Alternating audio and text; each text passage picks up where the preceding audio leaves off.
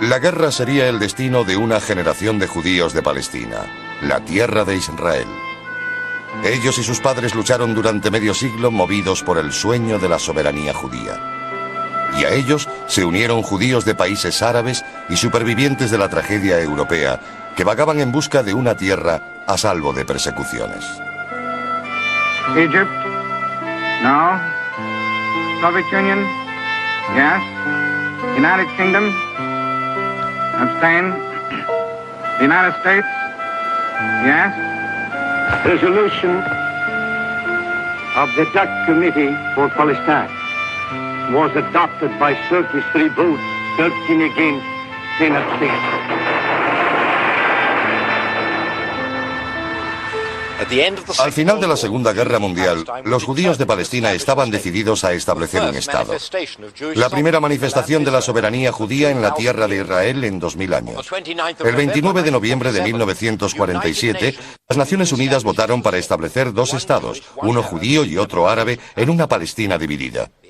Los árabes juraron resistirse a la creación del Estado judío, incluso con la guerra. Este documental es la historia de esa guerra.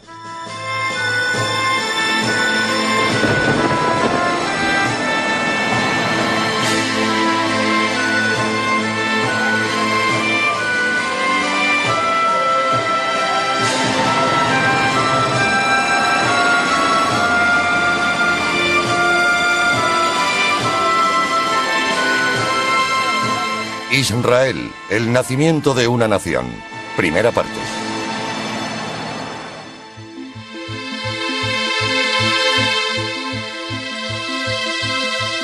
Esta es la tierra de Israel, también llamada Palestina desde la conquista romana 2000 años antes.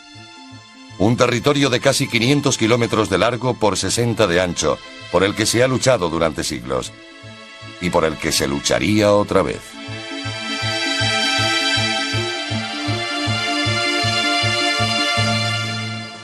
La partición daba a los judíos de Palestina un pequeño estado en la tierra de Israel. Áreas de población predominantemente árabe se convertirían en parte del Estado árabe, incluyendo la mayor parte de Galilea. Zonas de mayoría judía seguirían siendo judías, incluso el Negev. Jerusalén, en el centro del mapa, sería internacionalizado. Los ingleses habían conquistado Palestina durante la Primera Guerra Mundial y la Sociedad de Naciones había autorizado un mandato británico para gobernar el país. Palestina no parecía un territorio bajo mandato, sino parte del Imperio Británico, un imperio bajo estado de sitio después de la Segunda Guerra Mundial, con los pueblos luchando por su independencia. Los ingleses habían gobernado Palestina durante 30 años. Se establecieron más de 30 fuertes británicos por todo el país para controlar carreteras y cruces estratégicos. Los fuertes se construyeron en 1936 contra la revuelta árabe. En 1948, cuando los británicos preparaban la retirada, fueron escenario de cruentas batallas por su control entre árabes y judíos.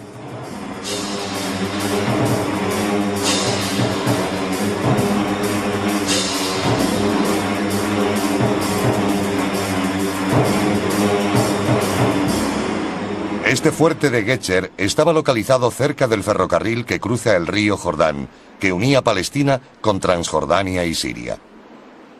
Este era el fuerte policial de Latrun, en el centro del país, que dominaba la entrada al desfiladero que conducía a Jerusalén desde la llanura costera. La población judía de Palestina era de solo 600.000 personas cuando comenzó la Guerra de la Independencia. Pero de esa pequeña comunidad surgió un grupo de personajes de excepcional valor. Era una generación de la que se esperaban granjeros y agricultores, pero se hicieron líderes en una serie de tumultuosos acontecimientos. David Ben Gurión era el jefe de la agencia judía y llegó a ser primer ministro de Israel. Yigal Allon era un audaz comandante militar, un israelí nativo. Su colega Isaac Rabin también era israelí. Yigal Yadin fue un admirable estratega que se convirtió en jefe del Estado Mayor y más tarde en famoso arqueólogo. Moshe Dayan también dejó huella en la Guerra de la Independencia israelí. Fue soldado y hombre de Estado. Menachem Begin fue el cabecilla del Irgun, empeñado en la causa de la soberanía judía de todo el territorio, no de la partición. Los judíos de Israel estaban divididos en una serie de ejércitos o agrupaciones militares. Todos ellos habían sido clandestinos durante el mandato británico, entrenados a escondidas de la policía inglesa. La Haganá era el más fuerte de los ejércitos anteriores al Estado. Dependía del jefe de la agencia judía, David Ben Gurion. Cuando comenzó la guerra, la Haganá contaba con 32.000 soldados registrados y 13.000 armas, en su mayoría fusiles. La Haganá tenía munición para 3 días escasos de lucha.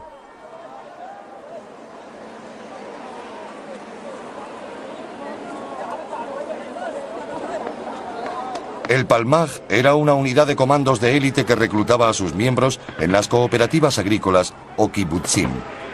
También era parte de la Haganá, pero tenía un mando semi-independiente. En vísperas de la guerra, el Palmaj tenía 3.000 combatientes en sus filas. El Etzel, o Irgun, era una fuerza de extrema derecha, implicada en acciones terroristas contra británicos y árabes. Contaba con unos 2.000 hombres.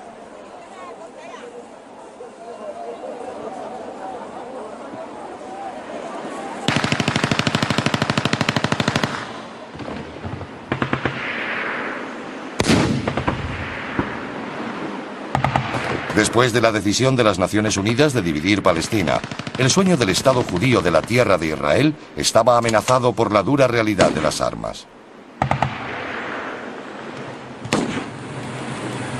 3 días después de que francotiradores árabes atacaran un autobús civil en la costa mediterránea matando a 5 judíos, los árabes asaltaron el centro comercial judío en Jerusalén a las afueras de la puerta de la antigua Jaffa, provocando el caos y la destrucción y reduciéndolo a cenizas.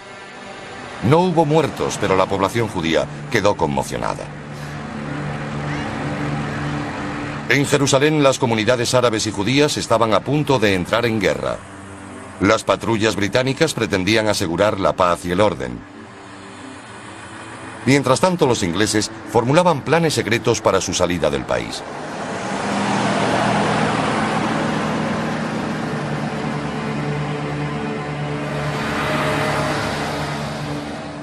El líder de los judíos palestinos era David Ben Gurion. Era respetado y temido entre sus colegas. Ben Gurion quería luchar contra los árabes, frenar el poder del disidente Irgun y forjar una nación judía. Su visión de un Estado democrático judío y su estrategia para conseguirlo determinó la lucha de los nuevos israelíes contra sus enemigos.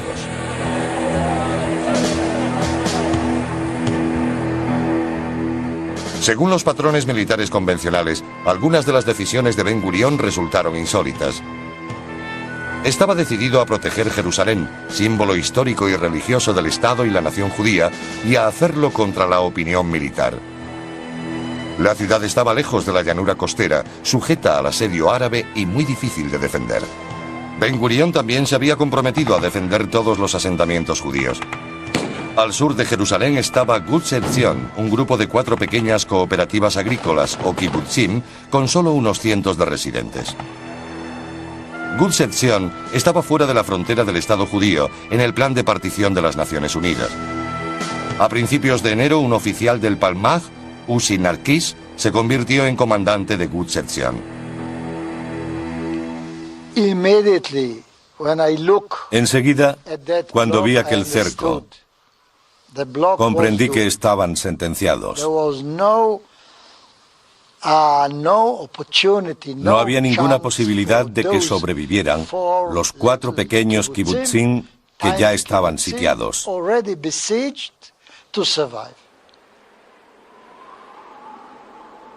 Los convoyes procedentes de Jerusalén debían cruzar una serie de pueblos y carreteras controladas por los árabes. A los pocos días de la llegada de Narkis, los habitantes de los pueblos vecinos atacaron el asentamiento. Fue la mañana del 14 de enero. No creo haber visto tantos árabes en ese valle de ahí, llamado el Valle de los Bendecidos.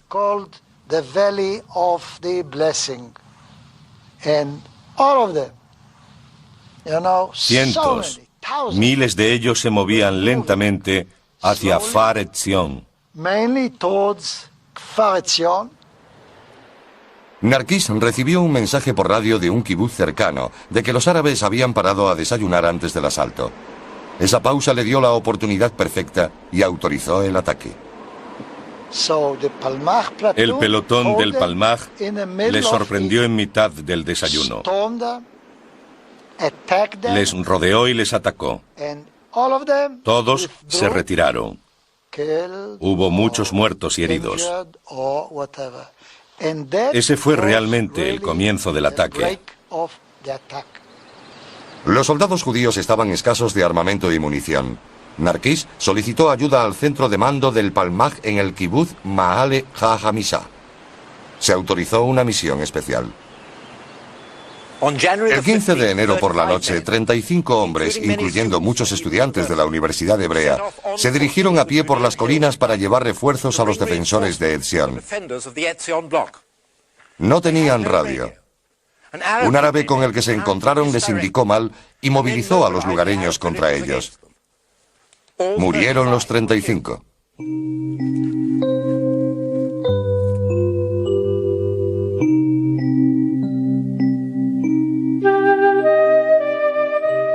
Los árabes de los pueblos limítrofes se congregaron para ver a los muertos. Estas fotografías fueron tomadas después por fuerzas israelíes.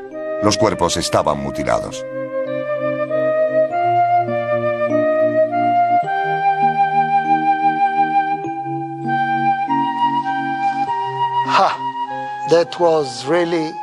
Fue muy duro. Los árabes y los palestinos estaban en guerra. Pero nadie entendía por qué habían tenido que mutilar al enemigo. La matanza de 35 hombres llevó a los hogares la realidad de una guerra sucia con los judíos palestinos. El entierro fue lúgubre. Las imágenes de los cuerpos mutilados no fueron mostradas al público. El jefe civil del kibutz, Kfar Etzion, era David Ben David. Fue un golpe muy duro. Temíamos que el destino de esos 35 hombres pudiera ser también el nuestro. Había muchas opiniones. Algunos eran fuertes, otros no lo éramos tanto. Pero tuvimos la sensación de que nos esperaba un destino muy duro.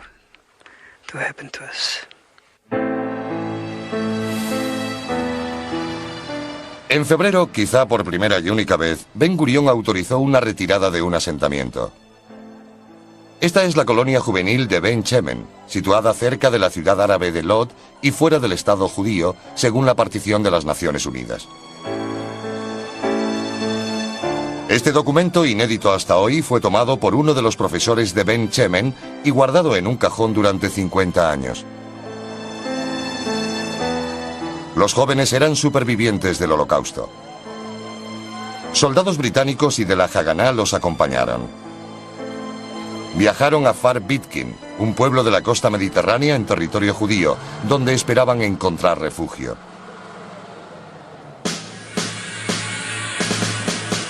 La batalla también se desarrollaba al norte del país. Las ciudades septentrionales estaban mezcladas, incluyendo judíos y árabes. Haifa, en la costa, era el principal puerto del país y seguía bajo control británico. Los ingleses usaban su poder para contener la emigración judía.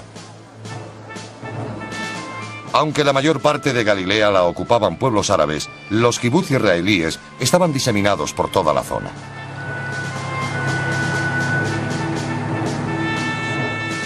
Un ejército de liberación árabe operaba con el respaldo del ejército sirio.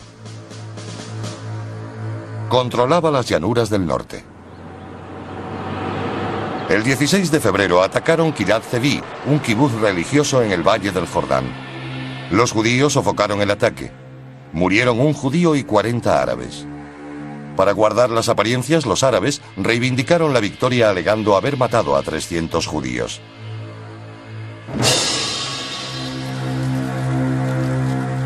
En Jerusalén también había un frente abierto. El 22 de febrero hubo una gran explosión en la calle Ben Yehuda. 47 judíos murieron y 130 resultaron heridos. Los judíos se enfurecieron. Sospechaban la implicación de desertores del ejército británico que ayudaban a los árabes a colocar bombas. El 11 de marzo hubo otra explosión, esta en un edificio de la agencia judía en el centro de Jerusalén, de hecho, la sede del gobierno judío. Un antiguo empleado árabe del consulado de los Estados Unidos dejó un coche bomba en la entrada. La explosión mató a 12 judíos.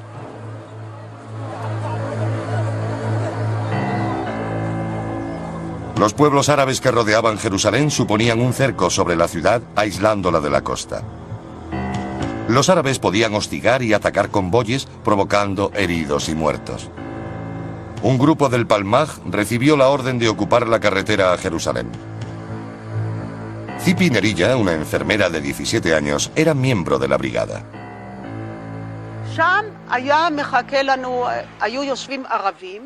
Los árabes esperaron allí, en esa colina de abetos.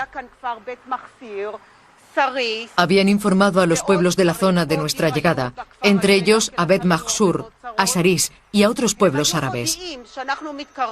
Esperaron arriba hasta que aparecimos. Entonces bajaron hasta la carretera, disparando a los neumáticos. Se convirtió en un combate cuerpo a cuerpo, porque caían sobre nuestros convoyes. Cada intento era una aventura desesperada. Detuvieron a unos cuantos convoyes, saqueándolos y matando a sus ocupantes. Murieron muchos judíos. Algunos lograron pasar.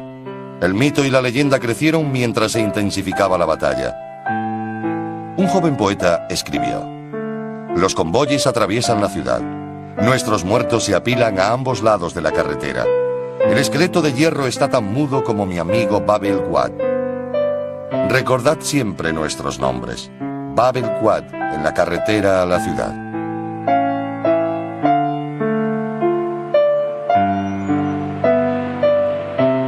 Los esqueletos de hierro permanecen en la carretera de Jerusalén como recordatorios de la batalla.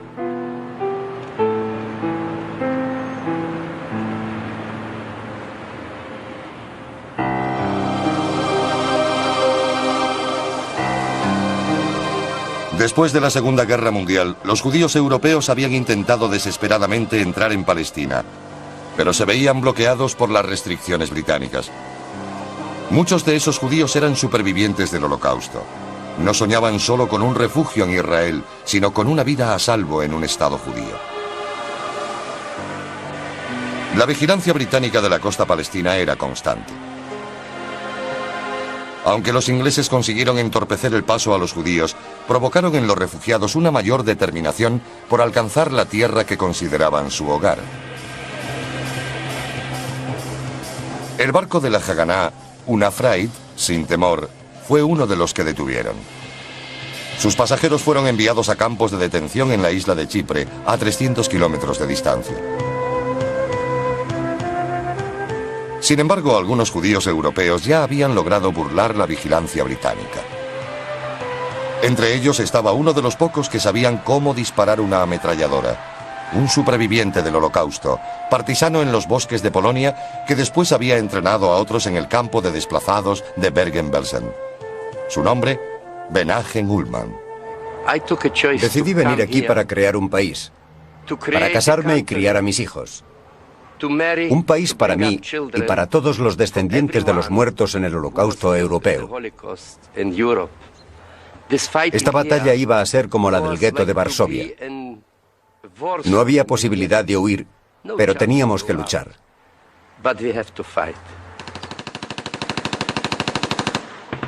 Abril de 1948 sería conocido como el mes cruel, un mes que determinaría el rumbo de la guerra.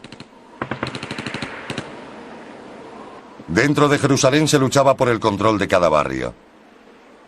Había victorias judías, pero también muchas bajas. Se estrechaba el cerco árabe a Jerusalén. Los judíos de la ciudad apenas tenían algo para comer o beber. Cada gota de agua era un bien preciado. Se estimó que solo había alimentos para 2 semanas.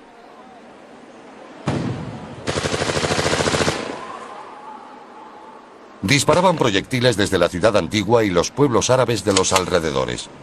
Habían ocupado zonas judías, pero no había contigüidad territorial, dificultando así la defensa. El barrio hebreo de la ciudad antigua, poblado en su mayoría por judíos, se reforzó con hombres de la Haganá y el Palmaj.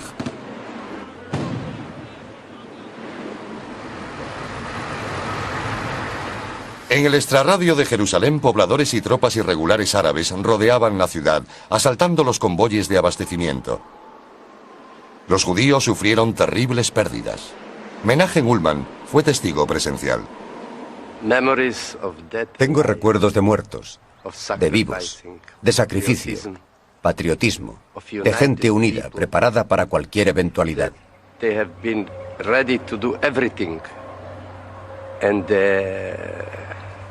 El nombre de la acción era Muerte o Victoria.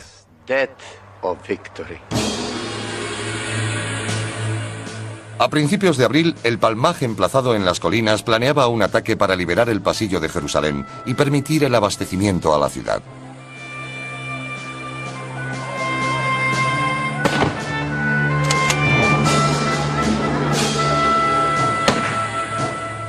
Estas secuencias muestran a los soldados árabes preparándose para la batalla en una de las colinas.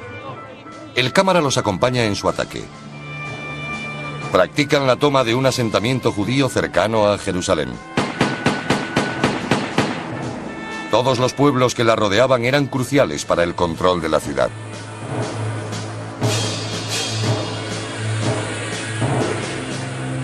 A pocos kilómetros de las afueras de Jerusalén se levanta esta gran colina que domina toda Judea hasta el mar Mediterráneo. Llamada el Castel o Castillo, conserva los restos de un fuerte romano y luego cruzado.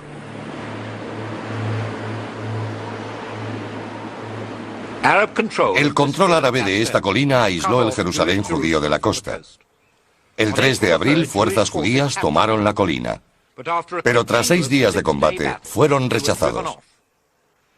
Su última orden fue una advertencia. Todos los soldados deben replegarse. Todos los comandantes cubrirán su retirada. La tarde del 8 de abril, los judíos mantenían la colina, aunque miles de árabes irregulares estaban cada vez más cerca. Uno de los jefes de pelotón del Castel era Menachem Ullman. El que tomara el Castel controlaría la zona. El comandante árabe palestino era Abdul Qader Husseini. Envió miles de soldados. En el último ataque llegaron hasta la cerca porque nos estábamos quedando sin munición. Antes de llegar ya creían estar dentro, pero entonces nosotros les hicimos retroceder. Media hora después llegó un jeep de las Naciones Unidas. Quería ver a nuestro comandante. Nos dijo, no sabéis a quién habéis matado. Abdul Qader Husseini estaba muerto allí, en la carretera.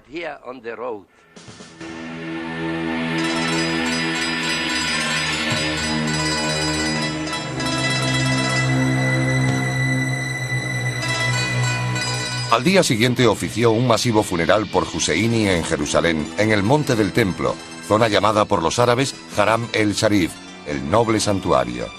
La muerte de Husseini sembró la desilusión entre las filas árabes. Habían matado a su mejor comandante.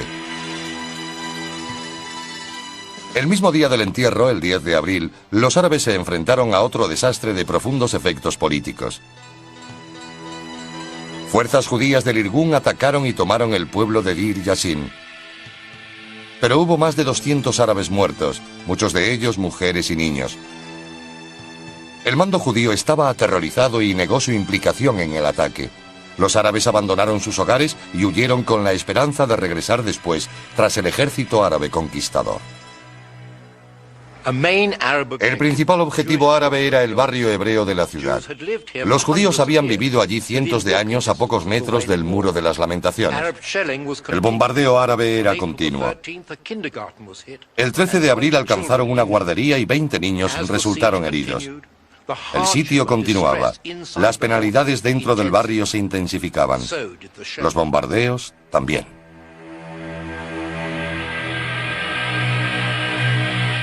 El Hospital Hadassah en el monte Scopus, junto al Monte de los Olivos y la Universidad Hebrea, estaba conectado con el resto del Jerusalén judío por una estrecha carretera que cruzaba el barrio árabe. Hadassah era el principal hospital judío de Jerusalén. Amparado por una organización de mujeres americanas, atendía tanto a judíos como árabes, pero no había inmunidad para la violencia. El 14 de abril un convoy judío recorría esta carretera.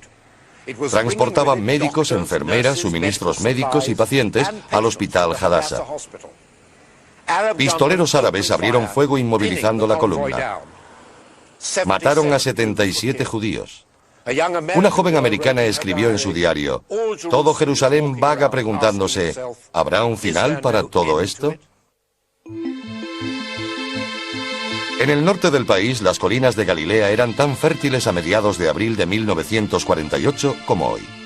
Los agricultores, árabes y judíos, querían recoger sus cosechas antes de que estallaran hostilidades a mayor escala. Los ingleses tenían previsto evacuar las comisarías de la zona, pero no se ponían de acuerdo en la fecha. Mientras los árabes planeaban su ataque, las reuniones de emergencia se repetían en el kibutz. Ben Gurión dio la orden de proteger todos los asentamientos judíos. El 15 de abril, a pesar de la violencia de los ataques árabes, no habían perdido ningún asentamiento judío. El 15 de abril los ingleses evacuaron los fuertes de Safed y Nevi Yucha, puntos estratégicos para controlar la Galilea oriental. Este comando de élite preparó un ataque sorpresa sobre dos flancos a Nevi Yucha. Muchos de estos jóvenes perdieron la vida. El ataque fue rechazado. El Palmaj fue derrotado por primera vez, un fracaso que minó la moral judía. Yair Parag fue uno de los combatientes. En una noche mataron o hirieron a la mitad de los nuestros. 22 personas procedentes principalmente de un grupo que vivía en el kibutz y que pertenecían al mismo movimiento juvenil. Por todas partes se sucedieron los éxitos. El 18 de abril los ingleses evacuaron el fuerte policial de Tiberíades. Después de los ataques árabes, las fuerzas judías cortaron la ciudad en dos. Los civiles huyeron, dejándola bajo control judío.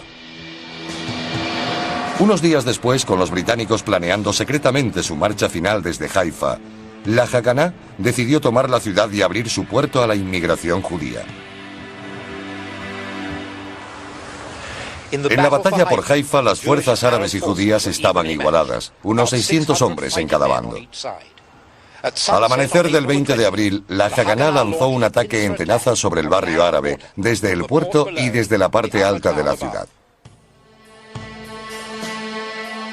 La Haganá pidió que la población árabe permaneciera en Haifa, pero la mayoría de los civiles huyó dejando la ciudad a los judíos.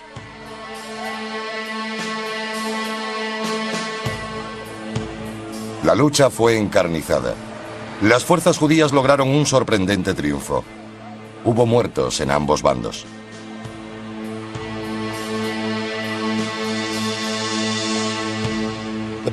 La batalla terminó el 22 de abril con victoria judía. Cuando los jefes árabes abandonaron Haifa, dijeron a los judíos: no os reconocemos y regresaremos cuando ya no estéis aquí.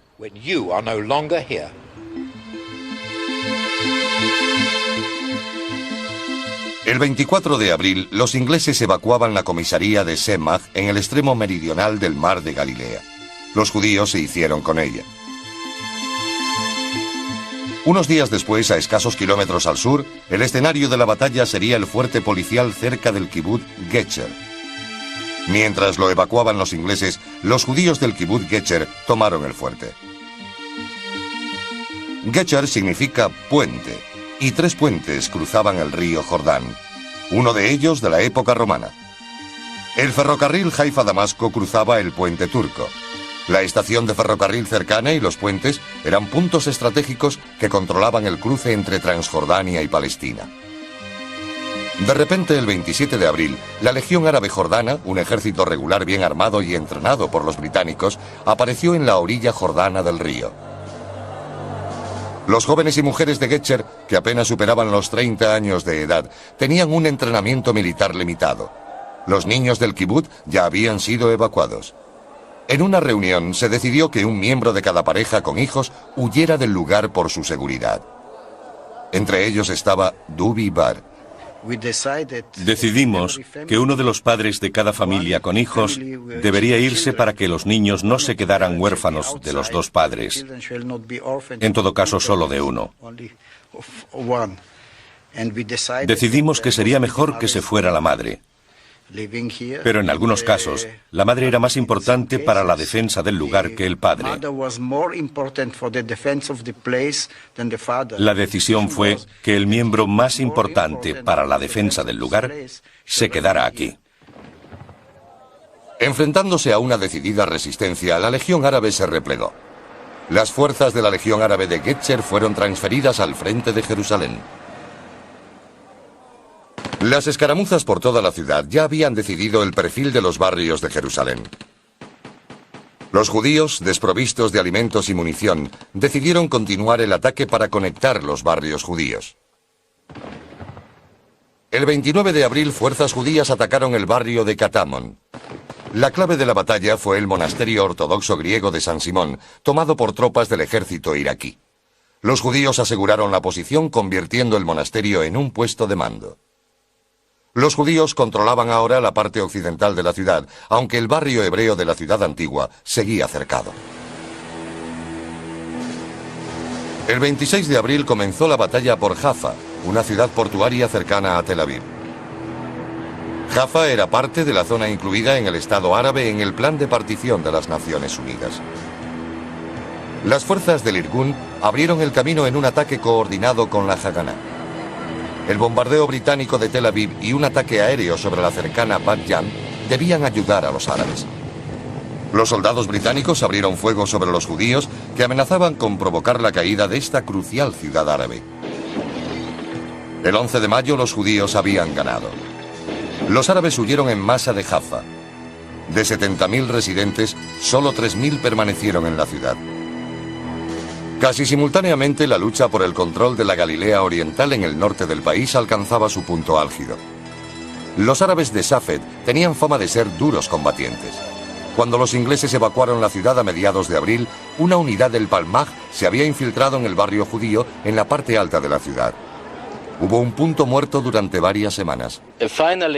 Atacamos sin éxito. La moral estaba muy baja. La gente de Safed nos gritaba, nos preguntaba por qué les habíamos hecho eso. Podíamos habernos rendido a los árabes y ellos habrían sobrevivido. Pero ahora los masacrarían. El comandante del Palmaj, Yigal Alon, atravesó las líneas árabes para organizar un ataque. Comenzó la noche del 10 de mayo. Por la mañana Safed estaba vacío. 15.000 árabes abandonaron el pueblo en una noche y Safed estaba en nuestras manos.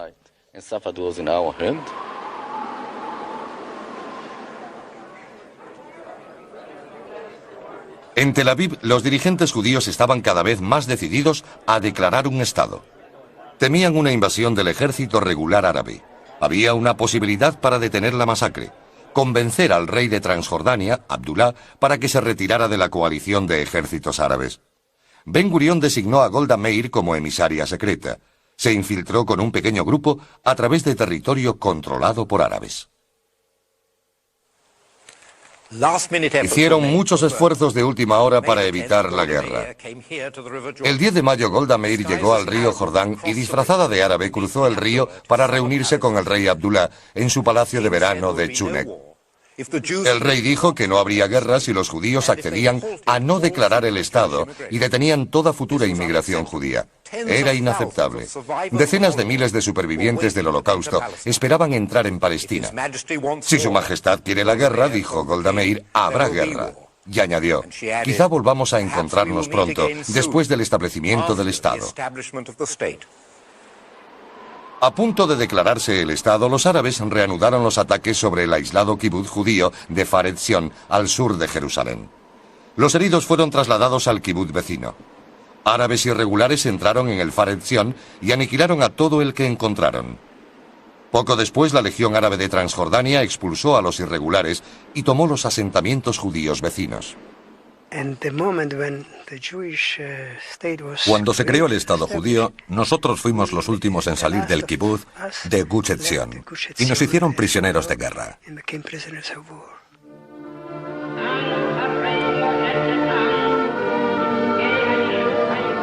El 14 de mayo de 1948, Israel se convirtió en Estado. Ahora había una soberanía judía sobre parte de Israel, después de 2000 años de diáspora. La felicidad recorría las calles de Tel Aviv y Jerusalén. La alegría del presente ocultaba los peligros futuros.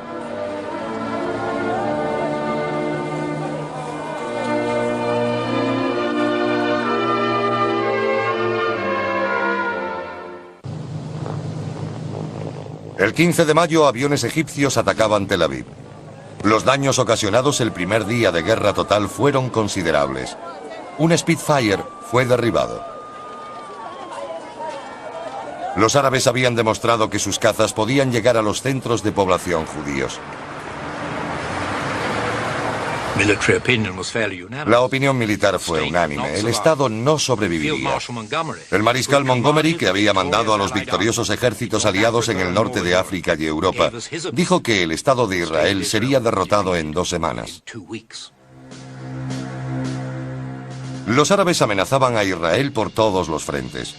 Al sur, el ejército egipcio preparaba un ataque a gran escala sobre Tel Aviv y Jerusalén. En el centro, la Legión Árabe Jordana ya estaba en Jerusalén y reforzaba sus tropas. El ejército iraquí se unió a la contienda. Al norte, los ejércitos sirio y libanés se preparaban para la invasión. El 15 de mayo, los sirios se prepararon para el ataque en el extremo meridional del mar de Galilea. Avanzaron durante la noche. Los 2 asentamientos judíos más cercanos habían sido evacuados. En Semach, 42 judíos defendían la antigua fortaleza británica. Lucharon durante 2 días hasta que murieron. En Tel Aviv, David Ben Gurión ordenó a Moshe Dayan dirigirse al norte con estas palabras: protege los asentamientos del Valle del Jordán. Dayan reunió las fuerzas para la defensa, pero estaban desesperadamente escasos de armas y munición. A las 4:30 de la madrugada del 20 de mayo, el ejército sirio atacó de Ganya con tanques y lanzallamas. Comenzó una sangrienta batalla.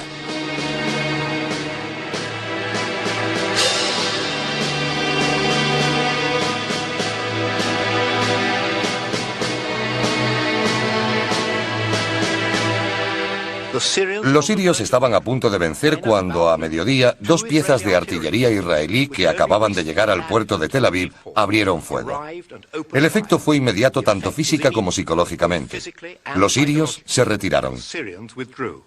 De Ganya se había salvado. Un sentimiento de alivio recorrió el nuevo estado. Los ejércitos regulares árabes podían ser derrotados. Israel podía sobrevivir. Las piezas de artillería eran de fabricación francesa. El mando septentrional del Haganá solo tenía 2 y demostraron ser de un gran valor.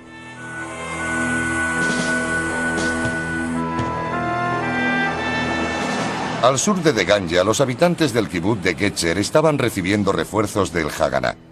Habían pasado 2 semanas entrenándose. Tenían más armas y munición que antes. Pero confirmando sus peores miedos, una fuerza del ejército iraquí apareció en la orilla jordana del río, donde la Legión Árabe había acampado 2 semanas antes.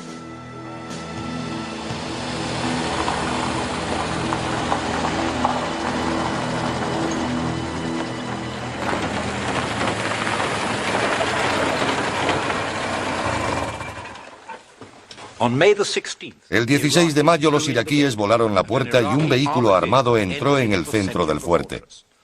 Fue rápidamente destruido por los israelíes. El fuerte de Getzer estuvo sitiado durante 7 días. Los habitantes de los kibutz y los soldados israelíes aguantaron contra todo pronóstico. El 7º día, las 2 piezas de artillería israelí que había defendido con éxito de Ganya llegaban al sur. Abrieron fuego y los iraquíes huyeron. Al sur del país, en el desierto del Negev, los israelíes tenían varios asentamientos. Mantener el suministro de agua era crucial. Los egipcios esperaban escasa oposición de las fuerzas israelíes. El ejército egipcio decidió hacer un ataque masivo sobre 2 flancos para cortar el país en 2. Una fuerza avanzaría por las montañas de Judea para tomar Jerusalén desde el sur, privando al rey Abdulá de Jordania del control exclusivo de la ciudad. La fuerza principal avanzaría a lo largo de la costa hacia Tel Aviv.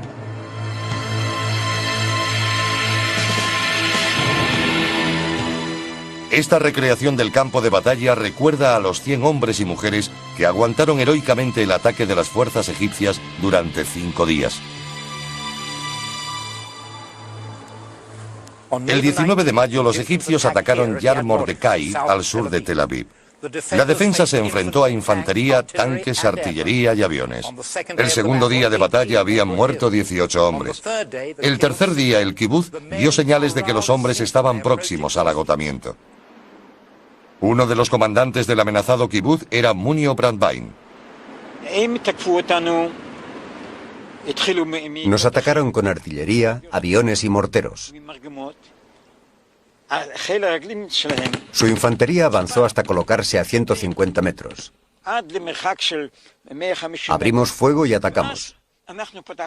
Ellos habían tenido muchas bajas y retrocedieron. Pensamos que se habían retirado todos. En esos 2 días sufrimos 18 bajas. Llegaron refuerzos, pero tras 5 días de intensa lucha, el kibutz tuvo que ser abandonado.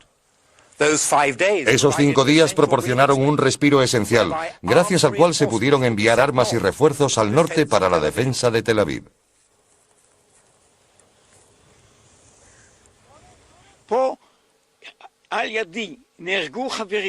Murieron amigos, gente con la que había crecido, a la que conocía desde mi juventud. Sus hijos y mis hijos habían jugado en la misma habitación. Era un problema espiritual. ¿Cómo podíamos soportar lo que estaba ocurriendo? Pero preferí calmarme, tenerlo todo bajo control porque había que actuar contra el invasor.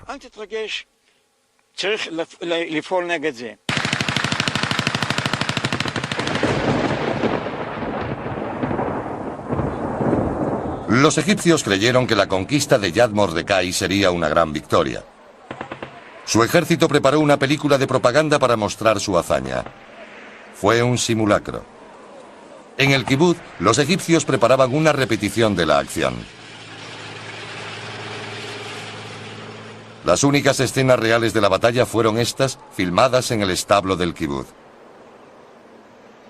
Los productores egipcios mostraron los cadáveres de las vacas que habían matado sus soldados. La bandera egipcia ondeaba sobre el kibutz de Yad Mordecai. En Jerusalén había continuas escaramuzas. Ben Gurión estaba decidido a proteger la ciudad, pero Jerusalén seguía aislada de la costa y la comida escaseaba. Cuando un convoy pudo entrar con alimentos y municiones, el júbilo se extendió por toda la ciudad. No estaba claro que los israelíes pudieran defender la ciudad nueva, y mucho menos su barrio en la parte antigua. El 27 de mayo la ciudad antigua cayó. Fue un trágico final para una historia de valor y esperanza.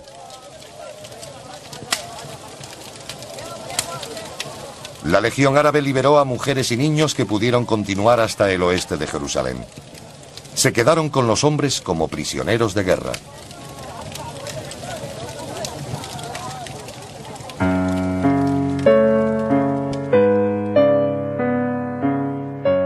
Esther Kyllingold, una religiosa inglesa, fue una de las combatientes judías.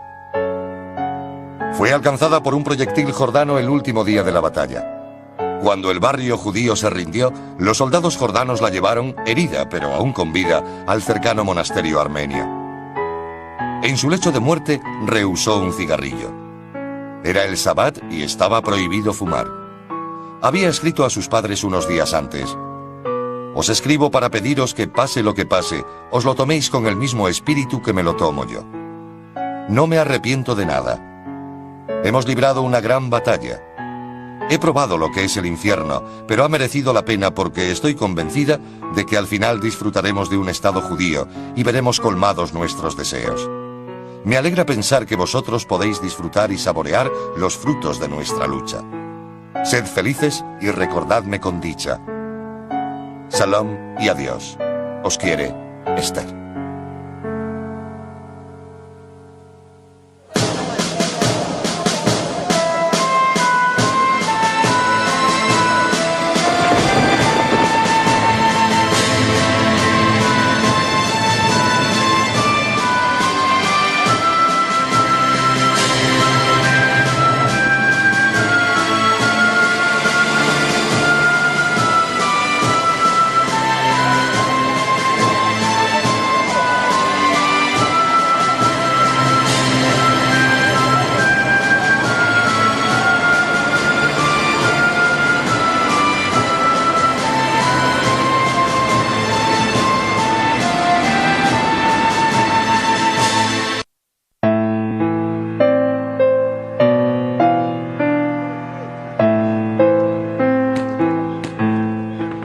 Guerra de la Independencia de Israel fue obra de jóvenes conscientes de una historia especial.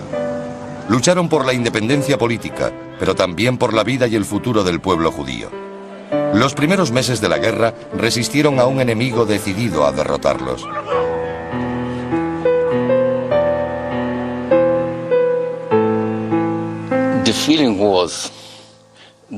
Había una sensación generalizada de que se libraba una guerra terminal. No luchábamos por una victoria segura, ni siquiera por la victoria en una batalla concreta.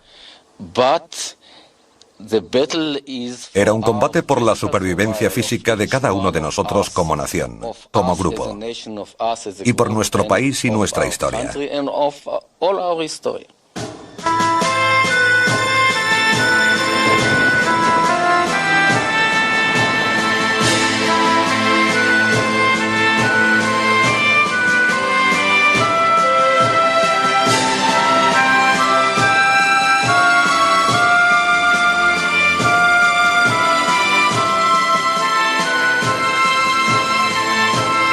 Israel, el nacimiento de una nación. Segunda parte. Finales de mayo de 1948, la independencia judía ya era un hecho. En opinión de la joven británica Esther Kailingol, tanto se interfieren como si nos ayudan con nuestras dificultades, nosotros sabemos que venceremos. Había una gran confianza, pero la batalla se libraba en todo el país. Durante varias semanas de dura lucha, el nuevo Israel se había defendido de 5 ejércitos árabes y había conseguido aplastantes victorias. Gran parte de Galilea estaba en manos israelíes, desde Tiberíades en el este hasta Haifa en el oeste. Al sur del país habían detenido el avance egipcio a escasa distancia de Tel Aviv, aunque sus fuerzas ocupaban el norte de Negev y tenían capacidad ofensiva. En el centro, la Legión Árabe conservaba la mayor parte de lo que hoy conocemos como Cisjordania. El rey Abdullah esperaba anexionarla a Transjordania. La parte occidental de la ciudad de Jerusalén seguía siendo judía, pero estaba sitiada. El barrio hebreo de la ciudad antigua, incluyendo el Muro de las Lamentaciones, el lugar más sagrado del judaísmo, estaba en manos árabes. El mayor obstáculo para abrir el sector occidental de Jerusalén era este fuerte en Latrun. Controlaba el desfiladero de entrada a la ciudad. Si no se abría la carretera a Jerusalén, la zona judía seguiría siendo vulnerable. Ben Gurión decidió utilizar todos los recursos disponibles para tomar Latrun. Menachem Ullman fue jefe de pelotón en los combates. Adorábamos a Ben Gurión, pero a veces no era demasiado profesional.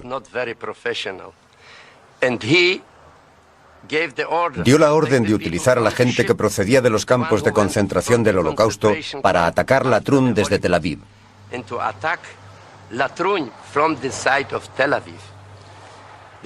No conocían Tel Aviv y muchos de ellos murieron justo aquí.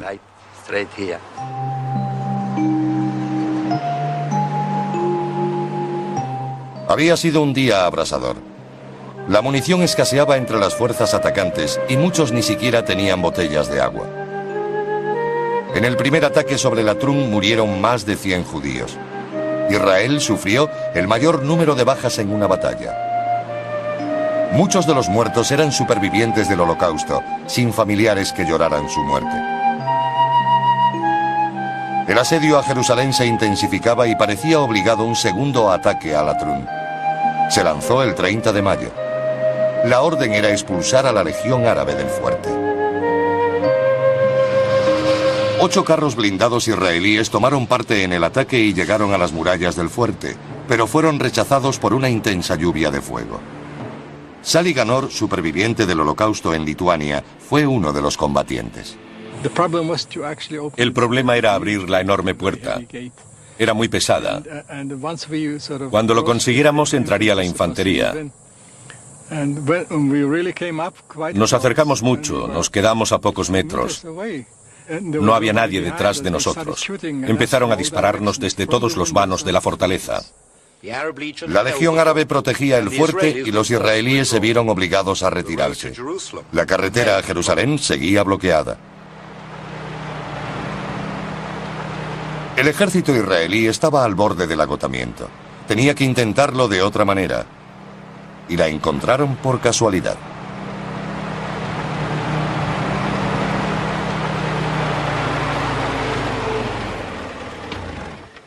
El fracaso de la toma de Latrun significaba que seguía sin haber paso a Jerusalén. 2 soldados israelíes consiguieron permiso para volver a casa asumiendo todos los riesgos. Ellos descubrieron la ruta. El 1 de junio, un pelotón israelí seguido de un jeep usó la carretera por primera vez. La ruta pasaba por tierra de nadie entre los 2 ejércitos, paralela a la carretera.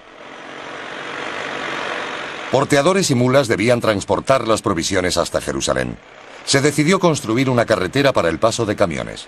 La construcción de la carretera de Birmania, llamada así en honor a la ruta de abastecimiento de la Segunda Guerra Mundial de la India a China, puso fin al cerco de Jerusalén. Ahora, nada podía evitar que las provisiones llegaran a la ciudad.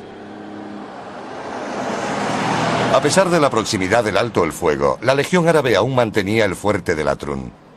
Ben Gurión ordenó lanzar un ataque final. Fuerzas adicionales traídas especialmente del norte se unieron al Palmaj en Jerusalén. Yair Parag estaba entre los combatientes. No había tiempo para organizarse logísticamente entre los 2 grupos, uno desde Jerusalén y el otro desde Galilea. Fue un fracaso. Los del grupo local ocuparon la colina equivocada, aunque conocían bien la zona, pero cometieron un error. El ataque fracasó. Durante la retirada, su jefe ordenó a Yair y a otros 2 soldados, sin apenas armas, guardar la carretera ante un posible contraataque árabe.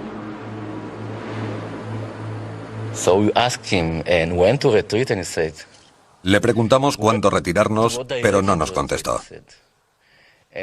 Tampoco nos dijo en qué dirección. Entonces entendimos que nos quedaríamos allí para siempre.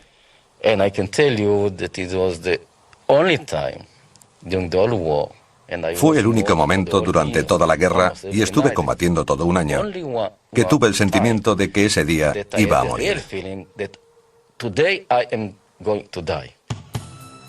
El contraataque árabe nunca llegó. Al norte del país, a la sombra del monte Hermón, los israelíes consolidaron sus triunfos. Pero en los días previos al alto el fuego, los hombres de Kaouji y el ejército sirio intentaron desesperadamente una victoria. Los sirios centraron sus ataques aquí, en Mismar ha-Yarden. Bir-Raski era jefe de una unidad de reserva de la Haganá. Me dio la orden un comandante de brigada. Nos dijo que en nuestra ruta encontraríamos 2 cañones de 65 milímetros procedentes de Degania. Cuando llegamos empezamos a disparar a los sirios. Hicimos 10 descargas, no más. Rompimos su ataque y se dispersaron. Un campo de minas frustró un segundo ataque sirio. La noche del 9 de junio, a punto de ordenarse el alto el fuego, los sirios lanzaron un tercer ataque, esta vez en una zona no protegida por minas. Lograron afianzar su posición e invadir el asentamiento.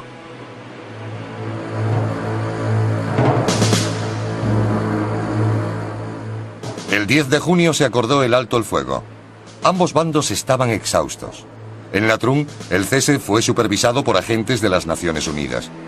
Los muertos yacían al sol y empezaban a descomponerse. Tras los feroces combates, hicieron el intercambio de cuerpos.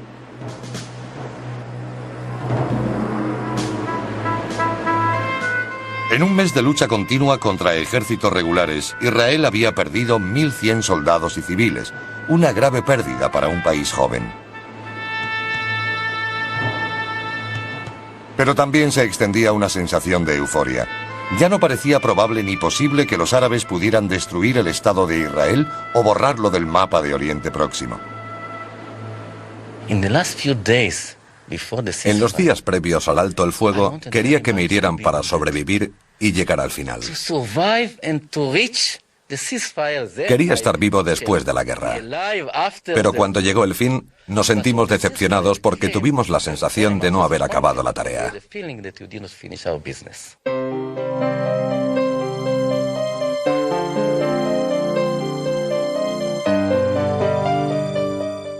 El comandante israelí declaró: "El primer alto el fuego nos viene como llovido del cielo". Los soldados se reunieron con sus familiares, amigos y seres queridos por primera vez en muchos meses.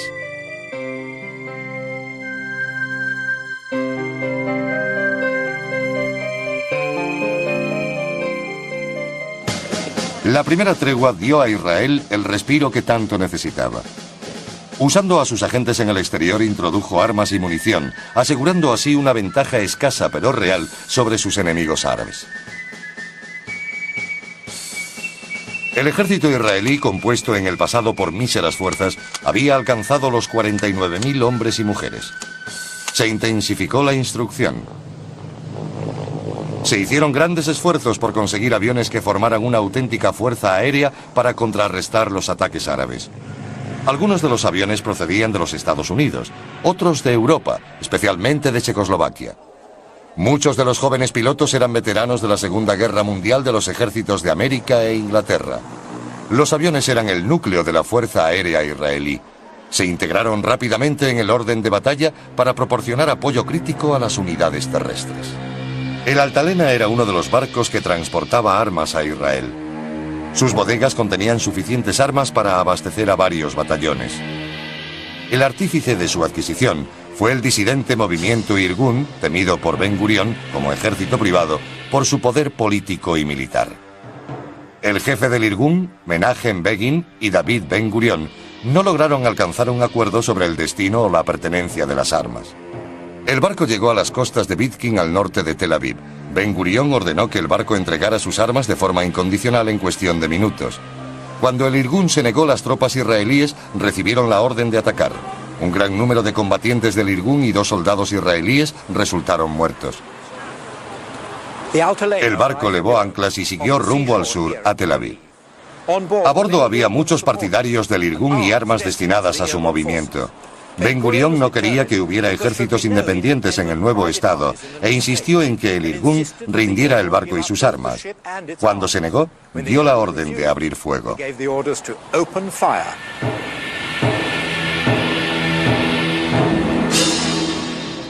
El incidente del Altalena amenazó al joven estado con una guerra civil. Uno de los mejores comandantes del ejército, Isaac Rabin, desempeñaba el cargo de primer ministro. Judíos contra judíos y valiosas armas perdidas en las aguas del mar Mediterráneo. Al final del día, Ben Gurión se hizo con la victoria, unificando al ejército bajo un único e indiscutible mando, aunque se había arriesgado a dividir la nación. Los cabecillas del Irgun, incluido Begin, asistieron al entierro de sus compañeros. La tregua duró hasta el 9 de julio. Le siguieron 10 días de actividad israelí que les permitió avanzar sus posiciones en muchos lugares del país. Había 4 zonas vitales ante los nuevos enfrentamientos. Al norte, en Chefaram y Nazaret, los israelíes consiguieron el control del resto de pueblos y ciudades árabes que seguían formando bolsas de resistencia. En el centro del país, debajo de Galilea, los fallos tácticos y de inteligencia les costaron una clara victoria. Las fuerzas del ejército iraquí continuaron protegiendo esta elevación cerca de la ciudad árabe de Jenin. Y había 2 lugares más: Lod y Ramallah. Lod y Ramallah eran ciudades árabes que podían bloquear la libertad de movimiento de las fuerzas israelíes hacia el Negev y Jerusalén desde Tel Aviv y amenazaban la seguridad de las zonas judías junto al Mediterráneo. Bajo el mando de Yigal Alon y la dirección táctica de Moshe Dayan, los israelíes tomaron la zona. Hasta ahora los árabes habían huido de sus hogares por propia iniciativa o de sus líderes. Esta operación marcó un cambio. Los ejércitos árabes usaban las ciudades de Lod y Ramallah como base desde la que atacar la llanura costera. El 9 de julio los israelíes lanzaron una ofensiva contra ellas.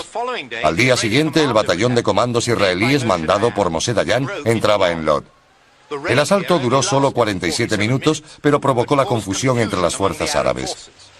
2 días después ocupaban Ramala. Miles de árabes huyeron animados por los oficiales israelíes por expreso deseo de Ben Gurión. El centro del país ya era israelí. Tomaron el aeropuerto internacional construido por los ingleses cerca de Lod y lo transformaron rápidamente en una base aérea.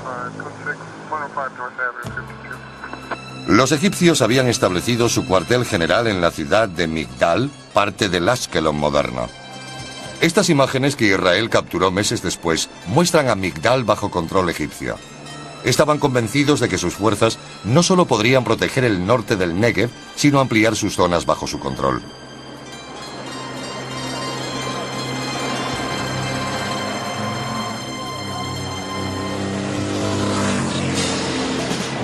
Entre las posiciones de los egipcios estaban los antiguos puestos británicos de Irak el Manchía y este de Irak Suidán. El fuerte de Irak Suidán aseguraba las posiciones egipcias en el norte del Negev, zonas que serían conocidas como la Bolsa de Faluya.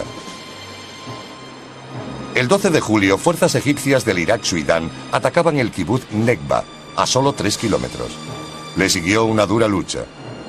Cientos de kibutzim repelieron el ataque, rompiendo la ofensiva.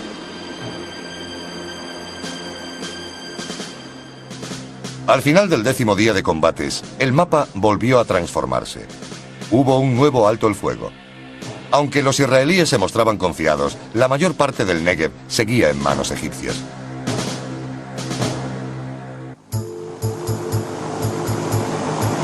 Las Naciones Unidas buscaban una solución política que estabilizara la situación.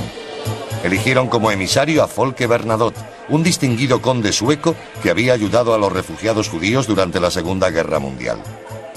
Bernadotte recorrió las zonas en conflicto y formuló un compromiso que la mayoría de los judíos interpretó como proárabe. Su plan, bien recibido por egipcios e ingleses, dejaría el desierto del Negev en manos árabes, no israelíes, como formulaba el plan original de partición de las Naciones Unidas.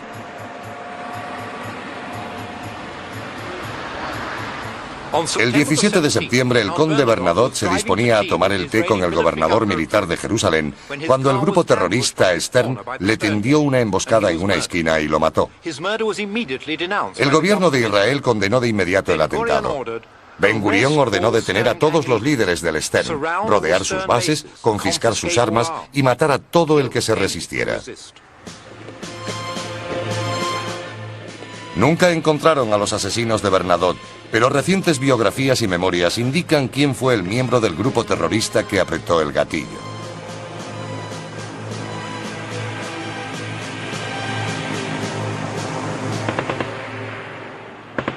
La guerra se reanudó el 15 de octubre. Los israelíes estaban desesperados por liberar el Negev. Hicieron un plan de ataque contra las fuerzas egipcias. Estas tropas estaban especialmente adaptadas a luchar desde posiciones fijas. El fuerte de Irak Suidán fue testigo de 7 batallas entre ambos bandos. Muchos israelíes perdieron la vida en estos ataques frontales. Finalmente evitaron las posiciones egipcias y el 21 de octubre lanzaron un ataque sobre la capital del Negev, la ciudad bíblica de Beersheba. Tomar Beersheba fue relativamente fácil y no sé por qué. Quizá porque los egipcios perdieron su espíritu de lucha.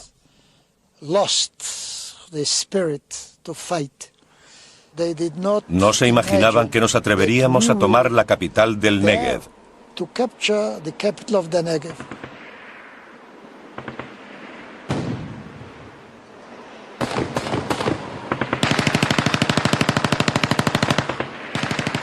Después de un intercambio de disparos, los egipcios del fuerte se rindieron. También tomaron la cercana mezquita. A las 9:15 de la mañana del 22 de octubre, el cuartel general israelí recibía el mensaje: Beersheba está en nuestro poder. A las 3 de la tarde se ordenó un nuevo alto el fuego general. Los israelíes habían tomado un territorio considerable. Habían liberado el kibutz Yad Mordecai y sus residentes volvían a sus hogares. Fue un regreso sombrío.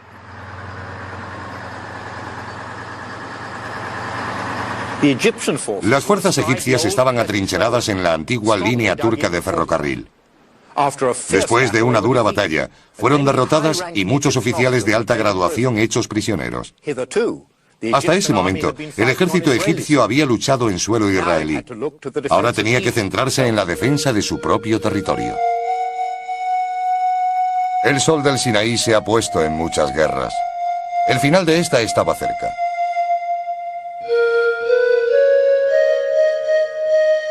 Con la ruta hacia el desierto del Sinaí abierta, Israel quería asegurarse los mejores términos para la paz. Casi inmediatamente el general Yigal Allon ordenó a sus tropas entrar en el Sinaí. Avanzaron a toda velocidad, amenazando con aislar al ejército enemigo en Gaza. Egipto ya estaba preparado para mantener conversaciones con Israel, aunque no mientras las tropas israelíes permanecieran en su territorio. Los ingleses enviaron 5 aviones en ayuda de Egipto para reconocer las posiciones israelíes en el Sinaí. Israel logró derribarlos. Una increíble hazaña militar para la joven fuerza aérea del país y una humillación para Gran Bretaña. Este hecho solo aumentó la presión política sobre Israel. Ben Gurión, bajo coacción inglesa y norteamericana, ordenó la retirada de sus tropas. Los soldados israelíes ya estaban en El Arish, en el norte del Sinaí, cuando recibieron la orden. El general Yigal Allon y su segundo, Isaac Rabin, no estaban satisfechos. Pensaban que Israel podía negociar la paz con Egipto antes de abandonar el Sinaí. Israel se retiró. A los pocos días comenzaron las conversaciones del armisticio en la isla de Rodas, en el Mediterráneo. Las conversaciones estuvieron presididas por un delegado de las Naciones Unidas, Ralph Bunche. La atmósfera inicial era gélida. Aunque los egipcios accedieron finalmente a estar en la misma habitación, se negaron a hablar directamente con los israelíes. Walter Eitan era el jefe de la delegación israelí. Los egipcios se dirigían exclusivamente a Bunche como si nosotros no estuviéramos allí. Pero nosotros sí estábamos interesados en incluirlos. Se mantuvo esa distancia artificial hasta que un miembro de nuestra delegación, no recuerdo quién, dijo algo que ofendió mucho a los egipcios. Se volvieron a él y le dijeron: no tiene derecho a decir algo así. Entonces se dieron cuenta de que habían hablado directamente a nuestra delegación. Eran humanos, y cuando oyeron algo que les molestó, reaccionaron directamente. Entonces se rompió el hielo.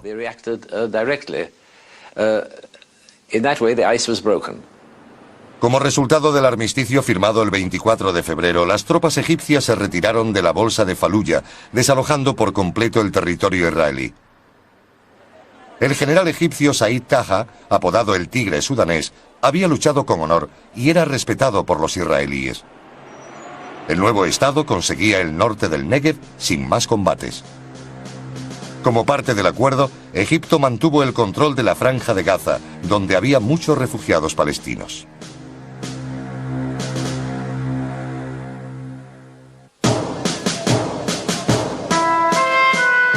Con las conversaciones en buen camino, había una esperanza para la paz en todos los frentes y para el comienzo de una vida normal en Jerusalén.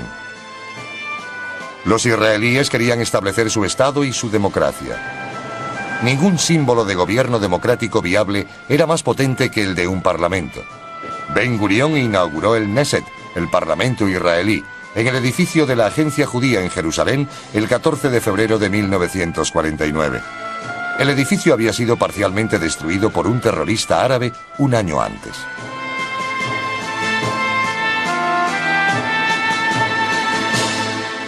Las negociaciones egipcias habían dejado abierta la distribución del desierto del Negev.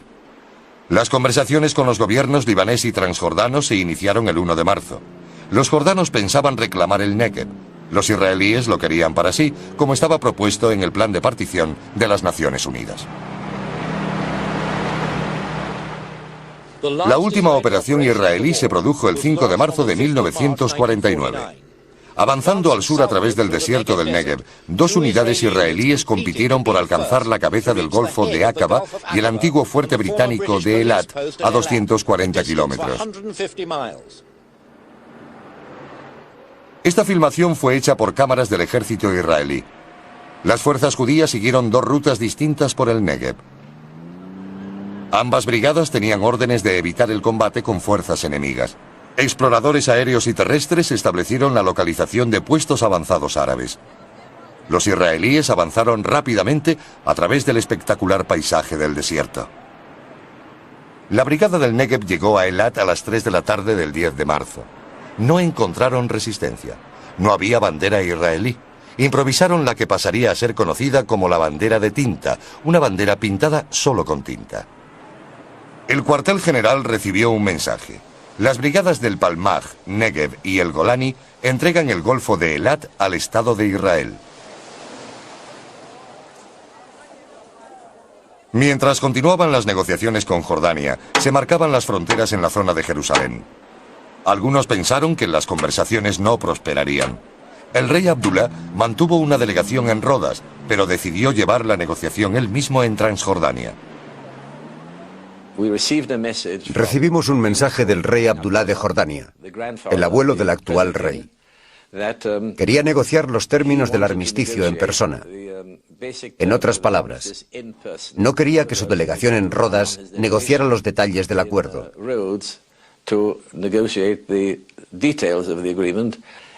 Lo decidimos todo directamente con él. Luego le comunicó las decisiones a la delegación en Rodas.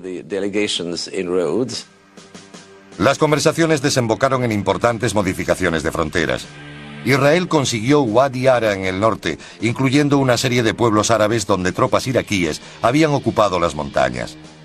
Wadi Ara proporcionaba a Israel un acceso más directo entre la llanura costera y la Galilea oriental. Ben Gurión lo había deseado desesperadamente.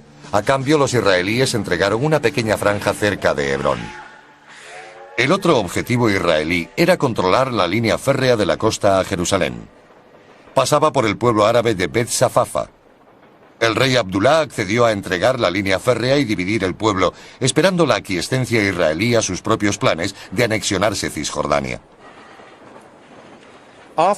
Después de la guerra, la situación de los árabes era realmente singular en este pueblo de Bet Safafa, al sur de Jerusalén.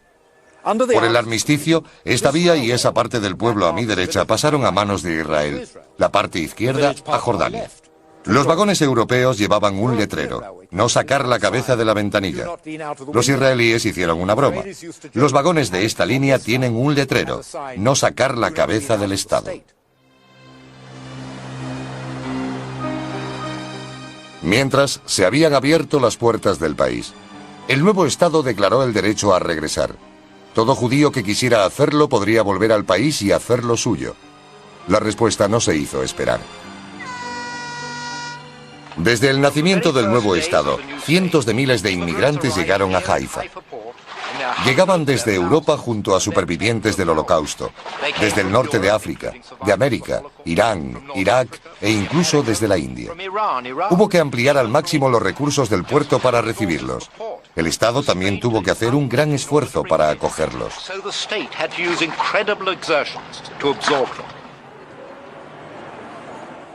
Una vez finalizada la guerra, los israelíes debían pensar en desmovilizar y crear un ejército adecuado para defender el Estado. El armamento enviado durante la guerra era suficiente para un ejército en tiempos de paz. Ahora había miles de soldados preparados. Israel era un país bíblico, capaz de defenderse, gobernarse y listo para integrarse en el concierto de las naciones.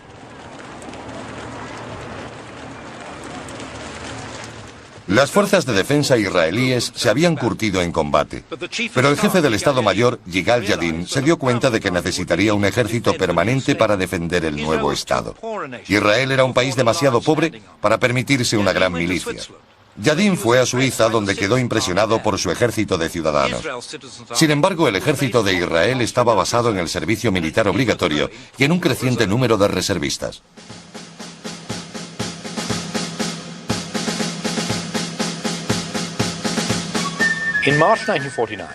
En marzo de 1949, Bernard Beecham, un judío británico, decidió visitar el Estado de Israel. Beecham había sido soldado en la Segunda Guerra Mundial, pero no había servido en Palestina. Le animó la idea de captar la sensación de vida del nuevo Estado y hacerlo en color. logró un extraordinario archivo de la vida en Israel en marzo y abril de 1949.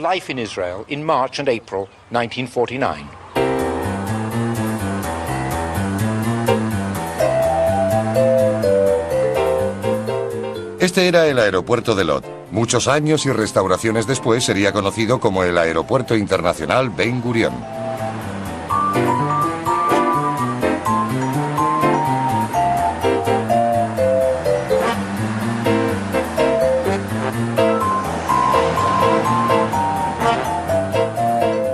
Tel Aviv era una pequeña ciudad mediterránea. Había terminado la guerra, no tenía mucho tráfico. Se ofrecían conciertos especiales y muchos soldados seguían paseando por las calles. El casco de la Altalena permanecía en la costa de Tel Aviv.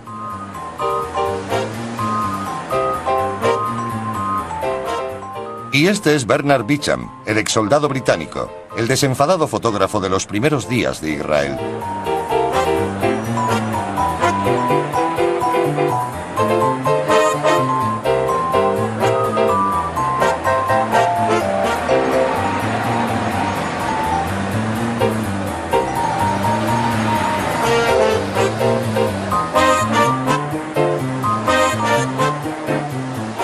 Bicham visitó Jaffa, todavía marcada por la guerra.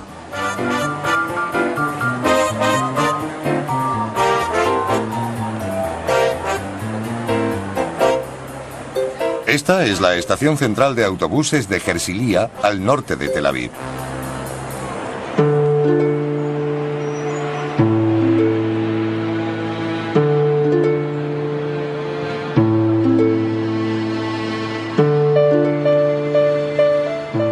Unos días después, Bicham viajó a Jerusalén. El contraste con Tel Aviv era mayúsculo. Jerusalén, en lo alto de altas colinas, es más frío que Tel Aviv. En los primeros meses después de la guerra era una ciudad sombría, aparentemente apesadumbrada por su historia. Una ciudad incompleta marcada por los recientes conflictos y la división resultante, de la que habían sido testigos las piedras eternas de Jerusalén. Una ciudad predestinada a seguir siendo la capital de Israel como ya lo había sido. Pero en marzo de 1949 era una ciudad marcada por las secuelas de la guerra.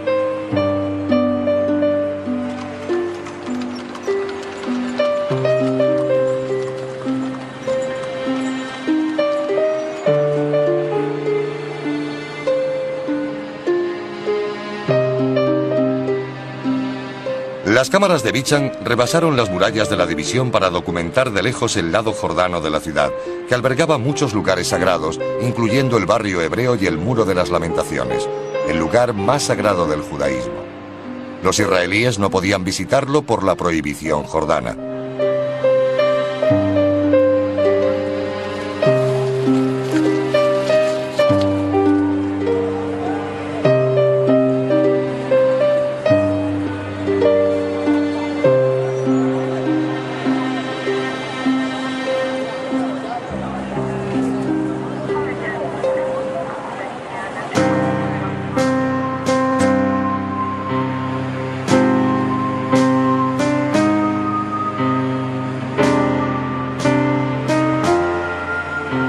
Bicham se dirigió al sur.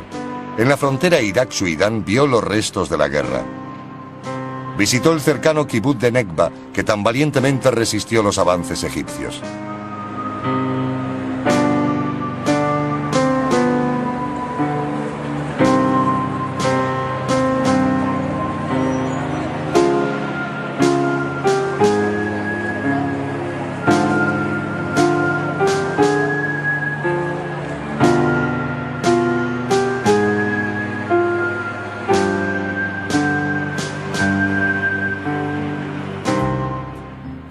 Voluntarios extranjeros que trabajaban en la cocina del kibutz posaron para su cámara. Desde el kibutz Nekba, Bicham viajó más al sur, a Be'er Sheva, la capital del desierto del Negev.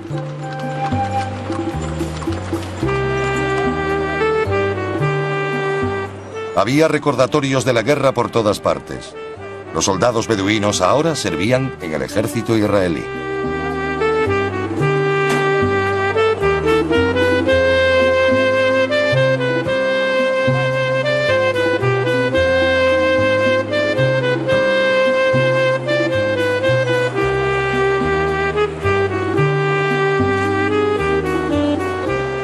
La ciudad no le dio pista alguna de la metrópolis que llegaría a ser, aunque la bandera israelí ondeaba por toda la ciudad.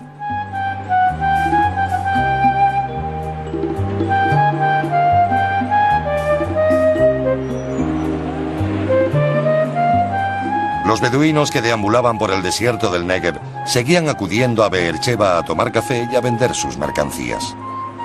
Se convertirían en ciudadanos israelíes.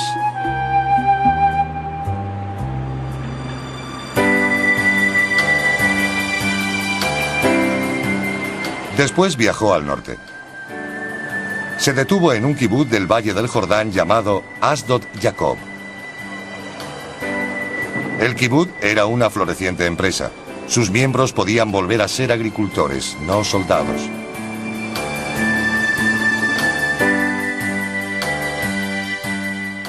Bichan llegó a la ciudad de Tiberíades desde el extremo sur de Kinneret, el mar de Galilea.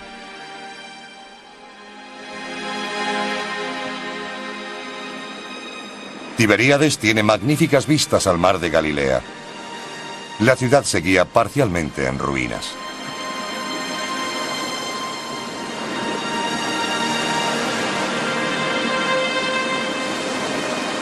Había rótulos advirtiendo del peligro de las minas, recordatorios de la guerra por todas partes.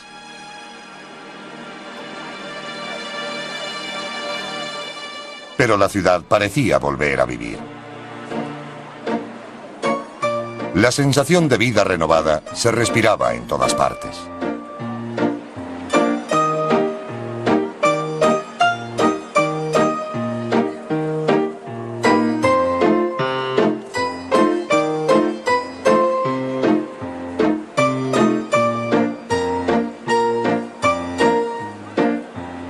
Era una ciudad valiosa para los cristianos. Aquí pasó Jesús sus últimos años. Bichan subió a bordo de un pequeño barco para cruzar el lago hasta el kibutz Ein Geb, al alcance de los cañones sirios desde las colinas. Las negociaciones con los sirios aún no habían comenzado, pero las armas estaban mudas. También aquí volvía a empezar la vida.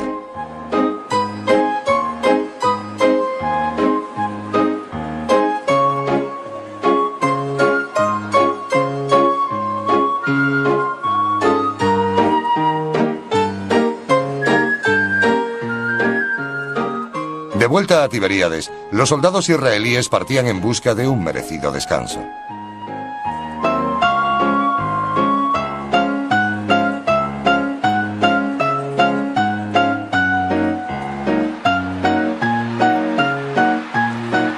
Era abril de 1949. Los jóvenes de Israel destacaban por su espontaneidad. Eran las primeras semanas y meses de una nueva vida para el pueblo de Israel. Sobre el mar de Galilea surgió el arco iris.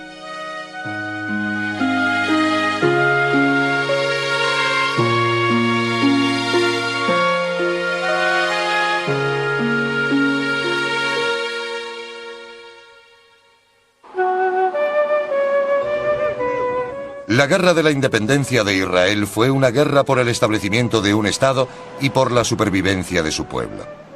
El destino de la guerra determinó el cese del fuego. Las negociaciones establecieron las fronteras que duraron 19 años, hasta que Israel volvió a verse amenazada. Los que lucharon en esta guerra la recuerdan como el periodo más dramático e importante de sus vidas, una contribución a su pueblo y su futuro. El Estado de Israel ya estaba establecido. 6.000 judíos habían muerto en la guerra de la independencia, el 1% de la población. Ahora ofrecía un rayo de esperanza. Después de un gran sufrimiento, hay una nueva vida. El pueblo de Israel había regresado a la tierra que lo vio nacer.